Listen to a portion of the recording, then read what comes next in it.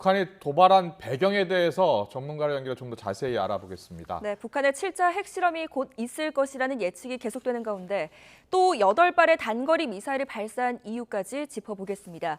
김열수 한국군사문제연구원 안보전략실장 전화로 연결돼 있습니다. 나와 계십니까?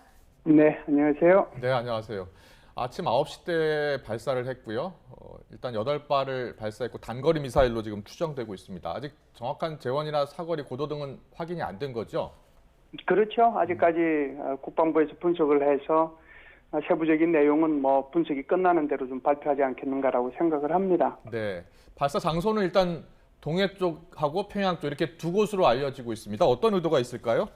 제가 볼 때는 뭐 두 곳일지 세 곳일지는 좀 봐야 될 것 같고요. 예. 일단은 지금 국방부에서 얘기한 것은 순안 일대하고 또 다른 곳 해서 적어도 두 곳 이상이라고 하는 거거든요. 예. 그렇기 때문에 이게 뭐 두 곳일 수도 있고 세 곳일 수도 있는데 이게 지금 8발을 한꺼번에 쏜 것은 굉장히 이례적인 것이고 드문 일이거든요. 네네. 그리고 이게 거의 이제 9시 8분부터 9시 43분까지니까 한 35분 동안 한꺼번에 쏜 거잖아요. 예. 우리는 이제 이런 것들을 통상 타임 온 타겟이라고 표현을 해요. 네. 그래서 아마 이제 군에 갔다 오신 분들은 금방 이해를 하실 텐데 네.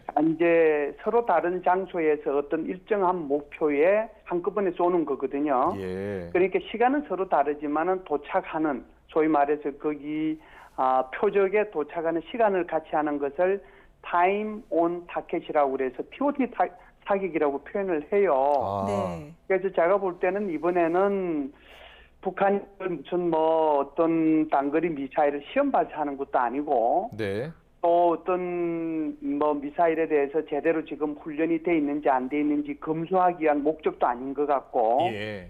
그래서 굉장히 그 좀 무력 시위적인 이런 성격이 좀 강한 그런 도발이 아닌가 이런 생각을 합니다. 그렇군요. 예. 무력 시위 성격의 도발이다 이렇게 분석하시는 거죠? 네. 네네. 아직 뭐 재원이나 이런 것들은 더 분석을 해봐야겠지만 대륙간 탄도미사일 ICBM과 다른 단거리 미사일에도 핵탄두를 장착할 수는 있는 거죠? 그럼요. 그게 가능하죠. 네. 그러니까 지금은 이제 북한이 왜 제가 좀 전에 말씀드렸다시피 목표에 도달하는 것을 서로 다른 장소에서 같은 시간에 도달하도록 이렇게 했다라고 말씀드렸잖아요. 그래서 가장 큰 그 이유가 있을 것 같아요. 네. 지금은 이제 엊그제죠. 6월 2일부터 4일까지 어제까지죠. 그 해군의 미 해군의 항공모함 강습단이라고 얘기하는데요.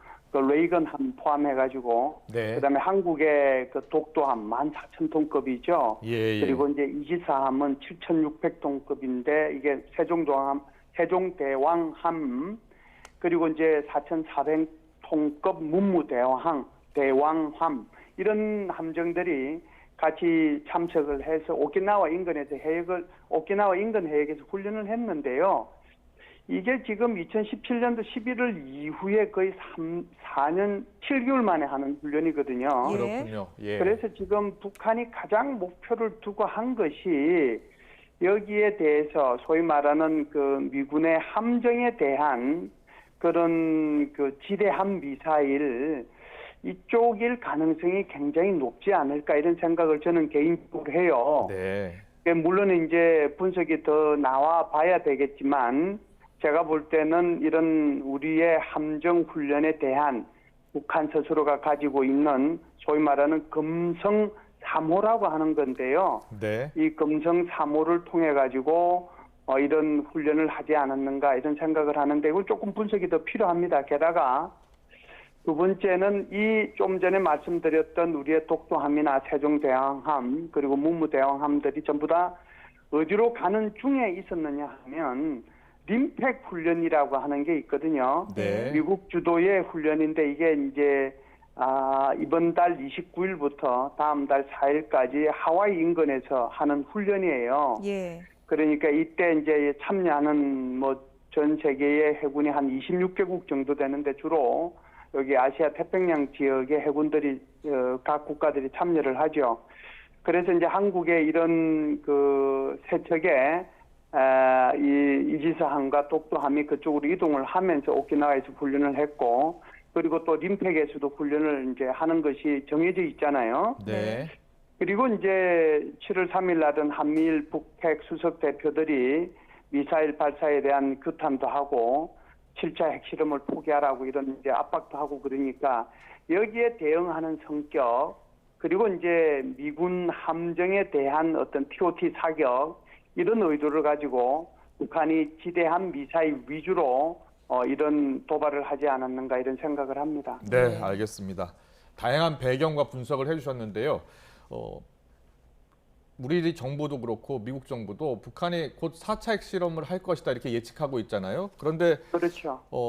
그런 판단에도 불구하고 계속 잦은 도발을 이렇게 하고 있는 이유, 그러니까 핵실험 전에 이렇게 잦은 도발을 하고 있는 이유는 어디에 있을까요?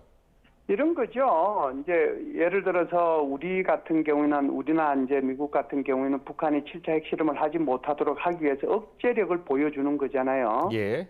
7차 핵실험을 하게 되면 이제 우리가 미국하고 같이 한미 군사 연습이나 훈련도 아주 강화할 것이고 또 전략 자산도 전개할 것이고 그럴 거니 네. 이런 훈련을 하지 말라라고 하는 것을 알려주는 건데요. 네. 이제 북한은 여기에 대해서 오히려 이제 순응하는 것이 아니라 여기에 대한 대응으로 아주 강하게 반발하고 있다라고 봐야죠. 예. 그렇기 때문에 여기에 대해서 자기네들이 예를 들어서 한국이 이런 미국하고 같이 4년 7개월 만에 한미 연합 훈련을 아주 강도 높게 하고 그리고 림팩 훈련에도 참여하고 또 한미일 북핵 수석 대표들이 이렇게 북한에 대해서 압박을 가하고 있음에도 불구하고 북한이 아무 말 안 하면 예. 북한 스스로가 생각할 때는 또는 이제 국제사회가 볼 때는 북한이 지금 수세에 몰리고 있다라고 이렇게 생각할 수도 있잖아요. 네. 여기에 대한 반작용이라고 봐야 되죠. 그래서 북한의 입장에서도 한국이 하고 있는 이런 이제 행동들에 대해서 자기네들도 무언가 이렇게 보여줘야 되기 때문에 이런 도발을 하지 않았는가라고 생각을 합니다. 네, 네. 자, 마지막으로요. 7차 핵실험 가능성과 또 시기에 대해서 좀 짚어주신다면요. 글쎄요, 7차 핵실험에 대해서는 우리 국정원에서도 얼마 전에 그런 말씀을 이제 정보를 공개했습니다만은 지금 모든 준비는 끝났고 택일만 남았다라고 돼 있잖아요. 예. 이제 그런 정보들을 종합해 보면 북한의 7차 핵실험은 거의 뭐 하는 것으로 기정사실화하는 방향으로 가고 있는 것 같아요. 네. 그래서 이제 7차 핵실험의 가능성은 있다라고 보고요. 날짜는 예. 이제 북한이 선택할 수밖에 없다라고 보는데 글쎄요, 그 날짜가 지금 이제 제일 위험한 날짜들이 몇 가지가 있는데 네. 6월 21일부터 28일 사이에 G7 회의가 계획이 돼 있고요. 예. 그다음에 6월 29일부터 30일 사이에는 스페인에서 나토 정상회담이 계획이 돼 있고 여기에서 새로운 전략 개념을 발표하도록 돼 있고요. 그리고 제가 좀 전에 말씀드렸다시피 6월 29일부터 7월 4일 사이에 지금 하와이 인근에서 림팩 훈련이 계획이 돼 있거든요. 예. 아마 이런 것들을 겨냥해서 아마 날짜를 택일한다라고 하면 북한이 7차 핵실험을 통해서 국제사회로부터 가장 많은 관심을 받을 수 있는 그런 날짜가 이런 날짜가 되지 않겠는가 이런 생각은 합니다. 네, 알겠습니다. 오늘 분석 잘 들었습니다. 지금까지 김열수 한국군사문제연구원 안보전략실장과 이야기 나눠봤습니다. 오늘 말씀 잘 들었습니다. 고맙습니다. 감사합니다.